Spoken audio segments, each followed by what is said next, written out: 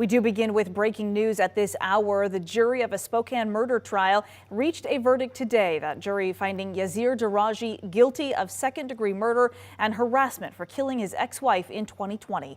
KREM 2's Amanda Rowley was the only reporter in the courtroom this afternoon. She's joining us here in the studio now with the latest. Yeah, Whitney, the murder trial for Yasir Daraji lasted about 3 weeks, and the jury spent Thursday afternoon and this morning deliberating before they reached a verdict. Now, an autopsy report confirmed Daraji's ex-wife was strangled to death, but then investigators also determined he later placed the victim's body in her car and set it on fire, and it was found located on Spokane's South Hill. Court documents say the couple divorced in 2015. The two also had a history of several domestic dispute incidents over the last several years. Now, Daraji has maintained his innocence, but prosecutors remained confident the evidence would prove otherwise, including the medical examiner's testimony that the victim's injuries are consistent with strangulation and that his DNA was found on the steering wheel cover and window lock of the victim's car. Then, with only about a day spent deliberating, the jury found Daraji guilty of murdering his ex-wife. We, the jury, find the defendant, Yasir Daraji, guilty of the crime of second-degree murder as charged in count 1. And that's dated with today's date and signed by the presiding juror. Verdict form for count 2 reads as follows. We, the jury, find the defendant, Yasir Daraji, guilty of the crime of harassment as charged in count 2. Now, you can see in that video, Daraji really didn't react to that verdict. In fact, he remained emotionless the entire time he was in court today. I also noticed the courtroom was empty this afternoon with no sign of any family or friends. Now, at this time, the prosecuting attorney told me a statement from her office or the victim's family may be released later this week. Meantime, Daraji's defense attorney, Rob Cossey, told me he does not know if Daraji will appeal his case. Amanda Rowley, KREM 2 News. All right, Amanda, thank you. Well, it has now been more than a week since 4 University of Idaho students were killed in their off-campus home in Moscow. Last Sunday, Ethan Chapin, Xana Kernodle, Madison Mogan, and Kaylee Gonsalves were found stabbed to death. Now, a week later, Moscow police still don't have a motive, a murder weapon, or a suspect. Over the weekend, we did get a few more details about the 911 call that came in, as well as the conditions of the victims when they were found. So here are 3 things we learned throughout this weekend. Police cleared up some rumors surrounding the 911 call that was made last Sunday just before noon. They said the call was made using a surviving roommate's phone by a friend who had been called to the home. Multiple people spoke to dispatch on that call, and police say none of them are being considered suspects. The night of the murders, Madison and Kaylee reportedly called an unknown male multiple times. Police say he is also not considered a suspect. The Moscow police chief, though, has said they do not know if the victims were killed by one person or if perhaps there was another killer. One individual kill 4 people at night and not wake up the other 2 roommates. Our investigation will continue to look at all avenues of that investigation. I cannot disclose any of that information. I don't even know that information at this point in time, and that's why we're continuing to investigate. In the meantime, the Latah County coroner has said the 4 students were likely asleep when they were killed. Some had some defensive wounds. Each victim was stabbed multiple times. Authorities found no signs of sexual assault.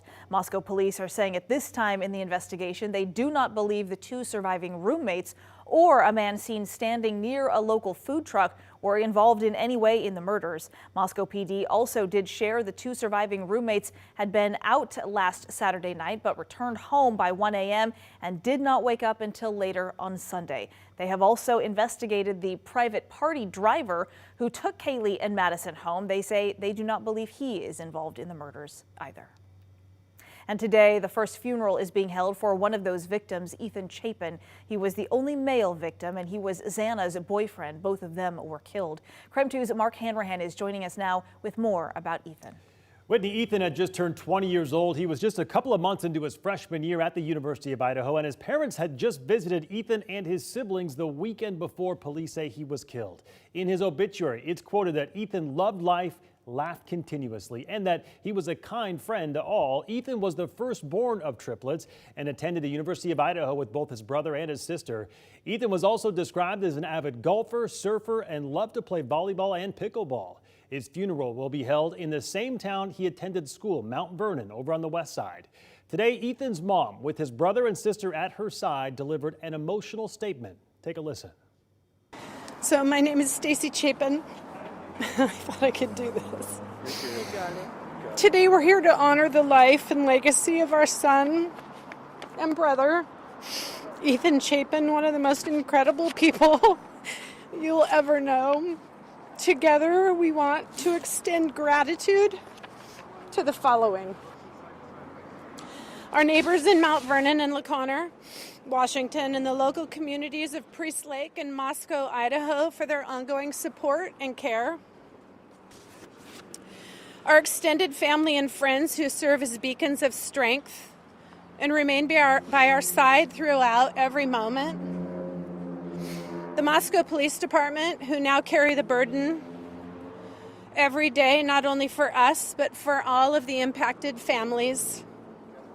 And the many strangers across the country, your outreach and kind words are profoundly touching. Please know we now consider all of you friends. And lastly, we thank the media for keeping this story top of mind. Thank you. Ethan's parents said that Ethan was sleeping over at his girlfriend Xana Kernodle's house the night that they were killed. They, like everyone else, just waiting for answers as to who killed their son and why. Whitney? All right, Mark, thank you very much. In the meantime, there has been an incredible outpouring of emotion following this tragedy. People all across the inland Northwest looking for ways to support those families of the victims. Happening right now, the Coeur d'Alene, Texas Roadhouse, which is where Xana used to work, is holding a fundraiser in honor of all of those victims. Our Kyle Simchuk is there tonight. And Kyle, what's been the reaction from the community that you've seen tonight? Well, just a bunch of people here. When we first got here about an hour ago, there was a line of people out the door eager to get in, asking about this fundraiser. And we also talked to some people. They had no idea there was even a fundraiser going on tonight, but they said, hey, we're going to have to order extra steaks tonight, maybe take them home. They just want to support these families as much as they can. And we do know that Xana Kernodle, one of the students killed, she worked at this Texas Roadhouse before leaving for the University of Idaho. The restaurant said in a Facebook post, she will be dearly missed. Our deepest condolences go out to families and friends of these 4 students. Now, the fundraiser will also help the other 3 families of Ethan Chapin, Madison Mogan, and Casey Gonzalez. So here's the details for tonight's event.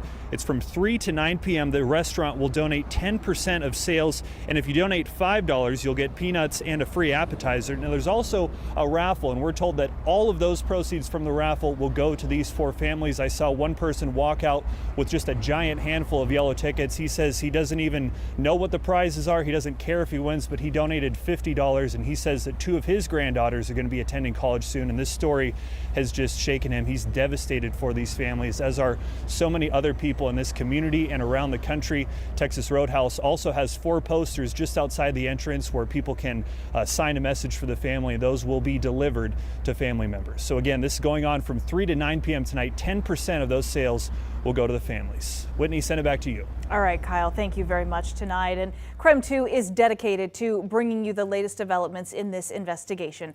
Our coverage of the University of Idaho student deaths continues on KREM 2 Plus, which is available for download right now on Roku and Amazon. In the meantime, in other news, a temporary burn restriction is in place for Spokane County, but it has now expired. Several days ago, though, the Spokane Regional Clean Air Agency put the county under a Stage 1 yellow burn ban, meaning the use of fireplaces, non-EPA certified wood-burning stoves, and other non-certified burning devices were prohibited in the Spokane County Smoke Control Zone. That burn ban, again, no longer in place right now. However, our air quality does remain in the moderate zone. So on that note, you might be feeling some of the impacts from that stagnant air. Our chief meteorologist, Jeremy Legoo, kind of told us that this was happening. It sounds like all the factors were in place, at the end of last week, Jeremy, and it really kind of all fell into place over the weekend. Yeah, and the good news and I guess kind of bad news in this situation is that there is a big shift headed toward us over the course of the next couple of days. And that means Improving air quality, and we're already starting to see it. Earlier today, we were unhealthy for sensitive groups. Right now, we're seeing improvements, but look, you can see that smoky haze on the low levels of the horizon. That smoky haze actually correlates to, well, the unhealthy air. Right now we sit at 34 degrees, but temperatures are going to drop overnight. Here's where I think things get interesting. Notice we fall back down into the 20s. That's where things set the stage for an incoming round of rain and snow to have the biggest impact. So we are going to see that snow from the Cascades all the way through to the northern Rockies, but mixed in the middle is going to be a wintry mix and freezing rain. Freezing rain is likely in a few of those locations with our incoming storm. So basically, as this storm moves in, we pull in some warm, wet air from the southwest. That is going to be warmer than the ground is, and as it falls, it is likely going to cause freezing rain problems. So timing it out, tomorrow morning, early in the morning, it hits the Cascades. Watch what happens by, say, the 11 o'clock hour. It's knocking on the door. Notice some of that freezing rain continues to fall just out to our west. Off to the north, it is snow up in the Cascades, and then that freezing rain and snow and even rain move through the inland northwest. It is going to be a very soggy Tuesday. High elevations all rain. Lower ones, including Spokane, could see a wintry mix and freezing rain at the onset. Whitney? All right, Jeremy, thank you very much. It's now been less than a month since the Salvation Army took over operations at the new Trent Avenue homeless shelter here in Spokane. They now replace the Guardians Foundation after the city abruptly ended that contract last month. Well, now, in partnership with the city and the county, they have brought in additional outdoor bathrooms and storage areas for people staying there. They're also working to add more shower trailers, new beds, blankets, and sheets, and other items for the community area there. Today, I had a chance to talk one-on-one with Major Ken Perrine of the Salvation Army, and he tells me the goal is to continue bringing in as many people as possible out of the cold and away from the tent encampment along I-90 known as Camp Hope. For the Salvation Army, we have certain standards that how we operate our shelters. So from the very beginning, we're working on trying to increase those standards, bring it up to our regular standard. Are you finding that these changes are making it more of an inviting place for people to come from Camp Hope? I would say when we get to the point we want to, the changes that we're going to make are going to make it a space where people will want to be here rather than Camp Hope or just on the street. Right now, the new Trent shelter has about 275 people staying there every night. And this weekend, Governor Jay Inslee made a surprise visit to the homeless encampment off of I-90 and Freya. Like we just said, it is Camp Hope. This is a picture that Jules Helping Hands posted online yesterday. KREM 2 did reach out to the governor's office to speak with him about his impression of that camp. He stopped apparently for a brief time before going to the Gonzaga game on Sunday. And according to the governor's office, he was impressed at the progress being made to secure the site.